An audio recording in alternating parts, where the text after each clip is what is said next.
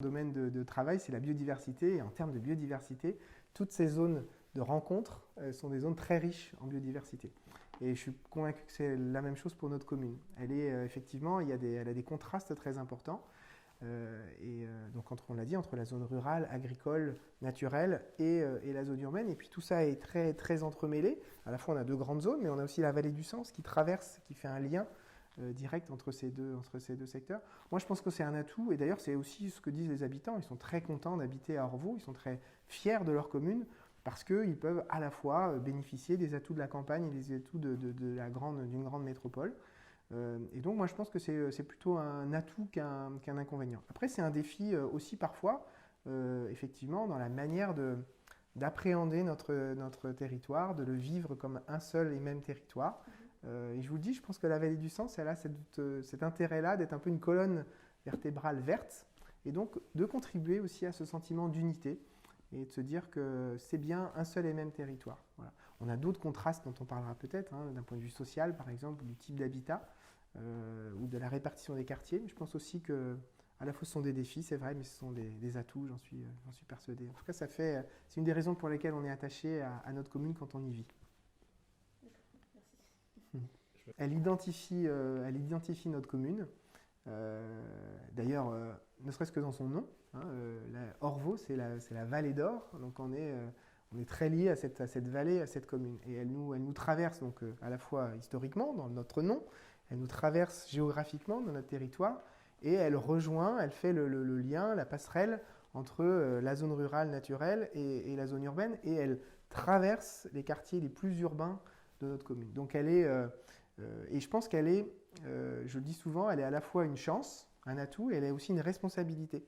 On a cette chance d'avoir un joyau de nature et une responsabilité de la préserver et de lui maintenir son fonctionnement naturel, parce qu'elle joue un rôle naturel très important sur la biodiversité, et aussi d'un point de vue de la gestion de l'eau. Il se trouve que je suis vice-président en charge du cycle de l'eau et de la biodiversité à notre métropole, donc il y a vraiment un lien très fort, mais elle joue un rôle très important aussi dans la régulation de l'eau, de la qualité, de la quantité d'eau, en évitant des inondations en aval, en permettant à l'eau de se maintenir là, et puis en préservant l'eau dans ces milieux naturels qui ont un rôle très important pour préserver la biodiversité.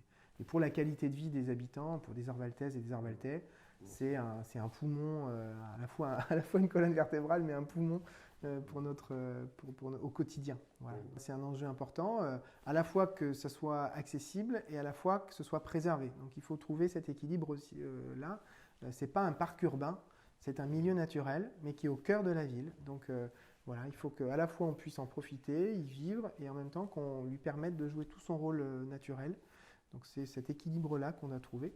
Globalement, je crois que la ville d'Orvaux, c'est une ville d'équilibre, voilà, de contraste, et donc d'équilibre. Et notre responsabilité en tant qu'habitant, mais en tant qu'élu, c'est de faire, je dis, à la fois une chance et une responsabilité, de profiter de ces contrastes, et cette responsabilité de faire en sorte que ces équilibres demeurent, voilà, parce que c'est ça qui fait que ça fonctionne de manière harmonieuse et que ça contribue à notre qualité de vie.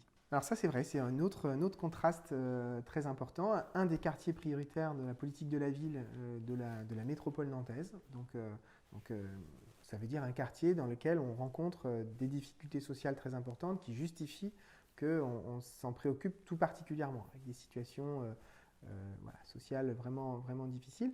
Et à la fois, on le sait aussi dans ces quartiers, dans ce quartier-là en particulier, des atouts très importants, des habitants qui ont aussi envie de se mobiliser, une jeunesse qui a beaucoup à apporter. Donc oui, pour moi, c'est une priorité dans ce mandat de réussir à la fois que dans ce quartier-là, on ait une vraie progression de la qualité de vie, et en même temps, de faire en sorte que ce développement, cette amélioration, elle ne se fasse pas en vase de manière refermée. Qu'on arrive à améliorer les ponts, les liens, les relations entre ce quartier et l'ensemble de la commune. Et globalement, les liens entre tous les quartiers de la ville, parce que au-delà de ce quartier prioritaire de la politique de la ville, on a aussi des quartiers assez éloignés les uns des autres, qui ont chacun une identité forte, particulière. Et donc il faut qu'on arrive à la fois maintenir ces identités, parce que je pense que l'échelle du quartier, c'est une échelle très importante dans le quotidien. Et c'est donc aussi une force de pouvoir s'identifier à un quartier, de savoir où sont ses voisins et comment on peut s'organiser voilà, de ne pas avoir ce sentiment d'être noyé dans une grande métropole qui nous dépasserait complètement. C'est important, cette échelle du quartier. Donc à Orvaux, elle s'identifie très bien. Et donc c'est une vraie force aussi. Et en même temps, c'est toujours cet équilibre. Effectivement, il faut qu'on arrive à avoir des liens entre les quartiers. Donc entre le QPV, le quartier Plaisance, et les autres quartiers, mais voilà, tous les quartiers entre eux. Alors pour ça, les outils qu'on mobilise en tant qu'élu, eh bien, d'abord, il y a donc des politiques culturelles, sportives, de la jeunesse, les enjeux de mobilité qui ont vocation à faire le lien entre ces quartiers, à montrer que, oui, quand on veut profiter d'une offre culturelle, on peut aller dans un quartier, on peut aller dans un autre, et que tout ne se passe pas au même endroit, c'est important.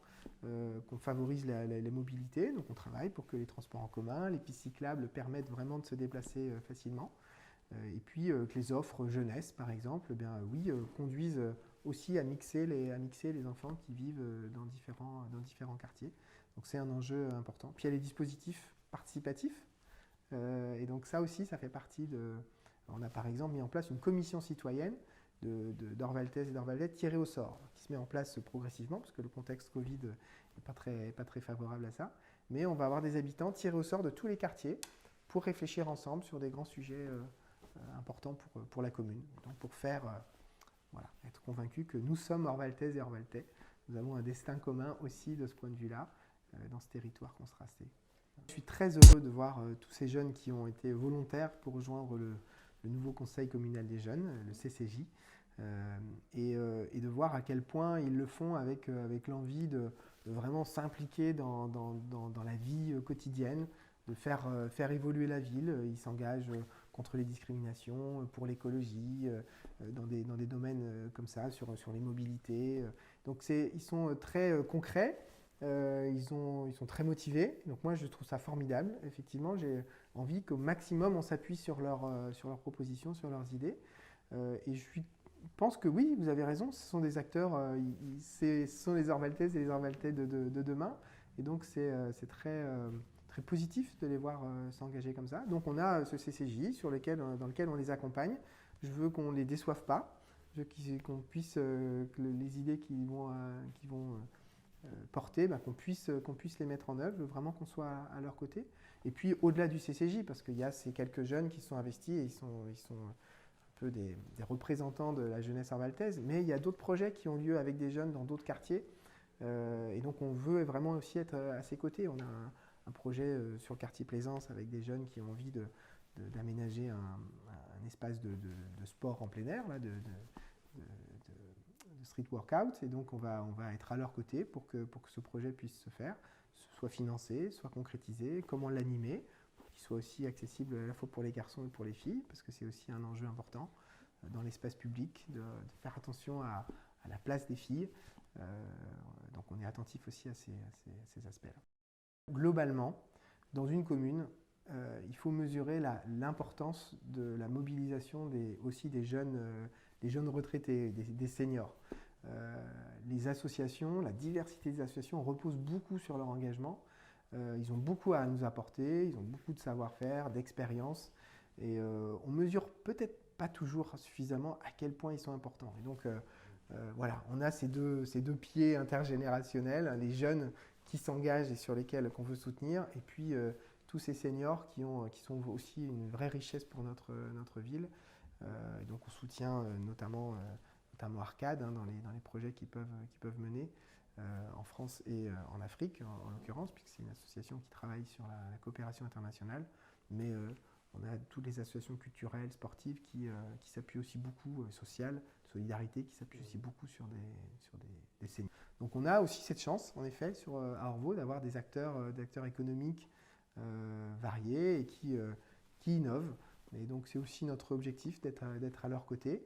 Moi, je l'ai dit pendant la campagne, la vocation d'un maire ou d'une équipe municipale, c'est pas de tout faire, c'est pas de tout municipaliser, mais c'est d'être aux côtés des porteurs de projets, des porteurs d'initiatives, et de favoriser l'émergence de ces projets, d'être facilitateur, parfois d'impulser des idées et de voir comment on arrive à être en relais.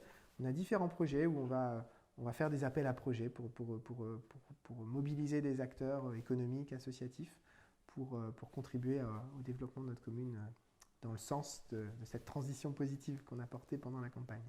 Vous connaissez l'émission de télévision qui s'appelle Des racines et des ailes, et je crois que c'est une très belle expression, parce que voilà, il faut à la fois, pour s'envoler, c'est bien aussi d'être conscient de ses racines, de la vie, de l'histoire de son territoire, et c'est aussi ce qui permet de se projeter dans l'avenir en étant sûr de soi et en confiance. Donc voilà, il y a cet équilibre-là, et les seniors, ils contribuent à ça, à nous parler de nos racines, et en même temps à nous permettre d'avoir des ailes.